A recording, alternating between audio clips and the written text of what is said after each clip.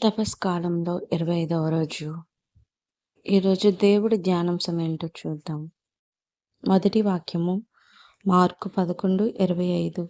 నువ్వు ప్రార్థించినప్పుడు నీ సోదరునిపై నీకు ఏమైనా మనస్పర్ధ ఉన్నచో దాన్ని క్షమింపుము. రెండో వాక్యము మత్తయి 18:35. తన సోదరుని హృదయపూర్వకంగా క్షమింపని ఎడల పరలోకమందున్న నా తండ్రియు మీ ఎడల అట్లే ప్రవర్తించును. మూడో వాక్యము ఎఫెసీయులు 4:32. క్రీస్తు ద్వారా దేవుడు మిమ్మును క్షమించినట్లే మీరును ఒకరినొకరు క్షమింపుడు. ముందుగా చదువుకున్న వాక్యంలో ధ్యానించుకుందాం.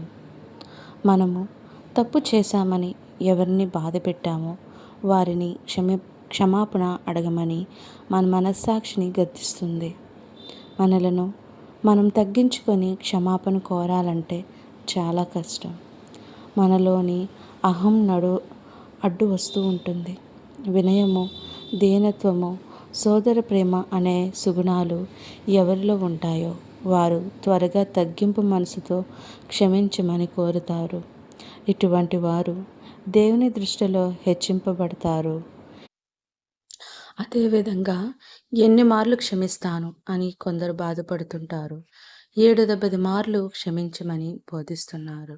అనగా మన జీవితాంతము ఇతరులను క్షమించాలి. అప్పుడే మనలను దేవుడు క్షమిస్తారు.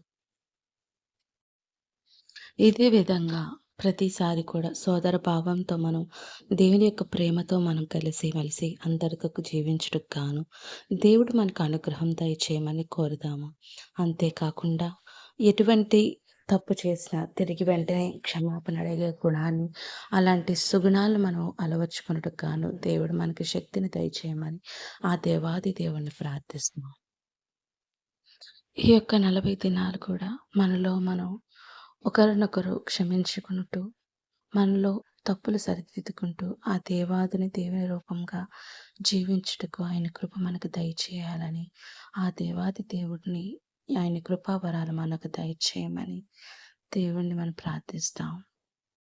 మంచి ప్రేమ నాకు దయచేయమని మా నాథుడైన క్రీస్తు ద్వారా మనవి చేయుచున్నాను. పరమ తండ్రి, ఆమేన్. Praise the lord.